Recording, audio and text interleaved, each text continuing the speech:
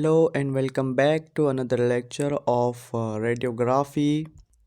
आज हम लोग स्टार्ट करने वाले हैं फोर्थ सेमेस्टर का रेडियोग्राफी सब्जेक्ट, जिसमें कि जो सबसे फर्स्ट चैप्टर है वो टो रेडियोग्राफी है।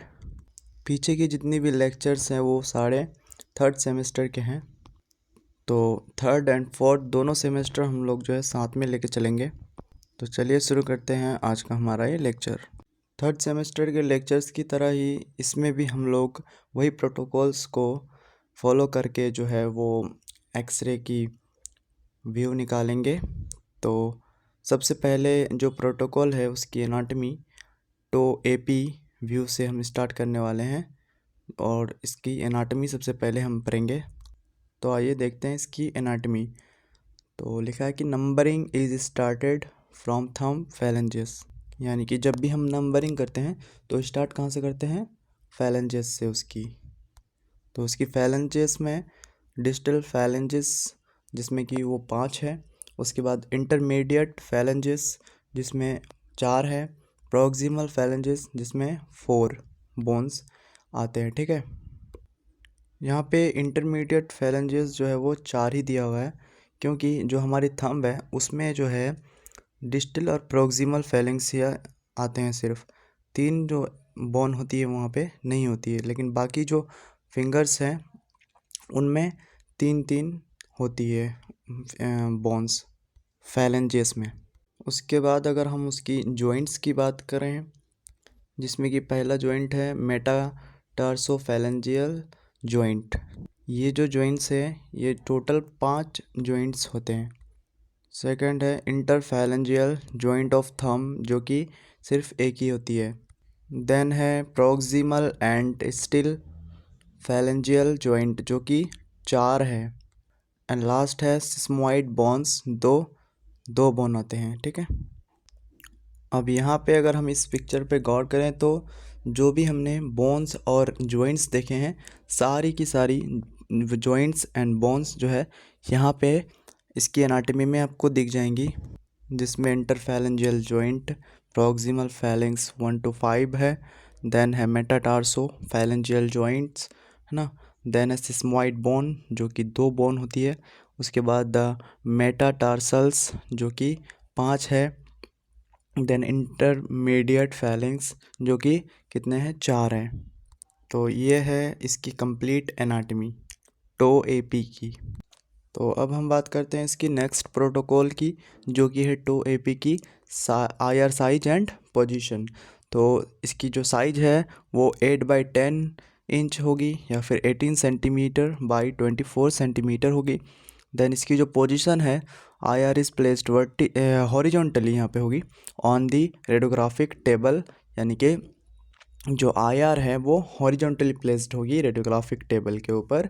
देन है IR equal dividing arrows should match with X-ray light from upward and radiographic table from back. Image receptor की इक्वल डिवाइडिंग एरोज जो है वो ऊपर से एक्सरे लाइट से मैच करेंगे एंड नीचे से वो रेडियोग्राफिक टेबल से मैच करेंगे आपस में। अब आते हैं हम इसकी नेक्स्ट प्रोटोकॉल पे, जो कि है पेशेंट एंड पार्ट पोजीशन। तो इसमें जो सबसे पहला पॉइंट है वो ask patient to sit on the examination table. अगर आपको याद हो तो इससे पहले जो हम लोगों ने पढ़ा था उसमें लिखा हुआ था कि ask patient to sit side by the examination table, लेकिन यहाँ पे डायरेक्टली लिखा है sit on the examination table. वो इसलिए क्योंकि यहाँ पे हम टो की जो है एक्सरे निकालने वाले हैं, तो इसलिए हम पेशेंट को कहाँ पे सिट कराएंगे, एग्जामिनेशन टेबल के ऊपर। Then affected foot is placed on IR by making close contact between plantar aspect and IR. देन हमको क्या करना है, जो भी अफेक्टेड फुट है उसको हमें आईआर के ऊपर प्लेस्ड करना है, और फुट की जो प्लांटर एस्पेक्ट है और आईआर है उन दोनों के बीच में क्लोज कॉन्टैक्ट कराना है। ओके, देन है make sure that area of interest is centred to IR. Then हमें श्योर होना है कि जो हमारी एरिया ऑफ इंटरेस्ट है वो आईआर के सेंटर्ड है।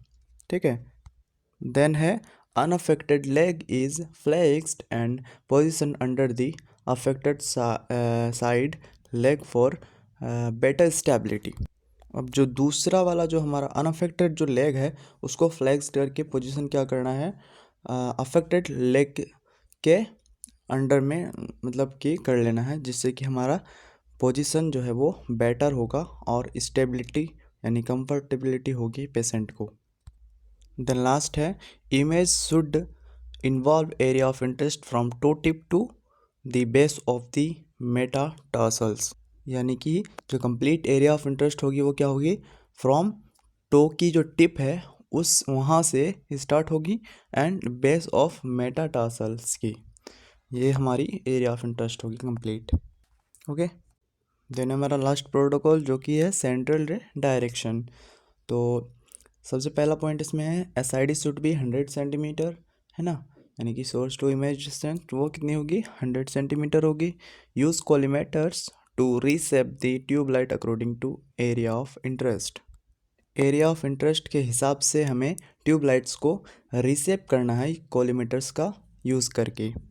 देन है C R should be perpendicular to I R, यानी कि सेंट्रल रे वो परपेंडिकुलर होगी किसकी, आई आर की।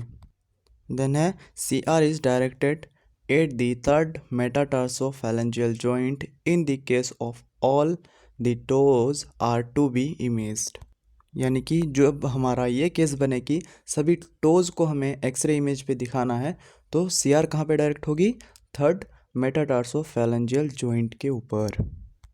देन है इसमें लास्ट पॉइंट एक और लिखा हुआ है जिसमें कि beam is collimated and C R is directed over the metatarsophalangeal joint of affected to.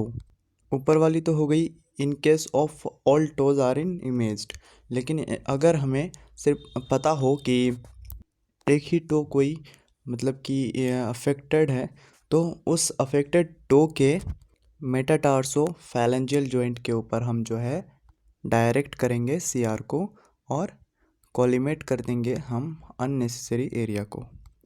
Okay, तो इन सारे प्रोसीजर्स को करने के बाद जो हमारी फाइनल इमेज बन के तैयार होगी वो कुछ होगी इस तरह से, जिसमें कि हमारी सारी मेटाटार्सल्स, उसकी जॉइंट्स, फैलेंजियल बोन्स, है ना, तो ये सारे इसमें हमारे कवर हो जाएंगे। ओके, सो यही था हमारा आज का लेक्चर। मिलते हैं फिर किसी नेक्स्ट लेक्चर में, तब तक के लिए अपना खूब ख्याल रखें। Thanks for watching. जय हिंद।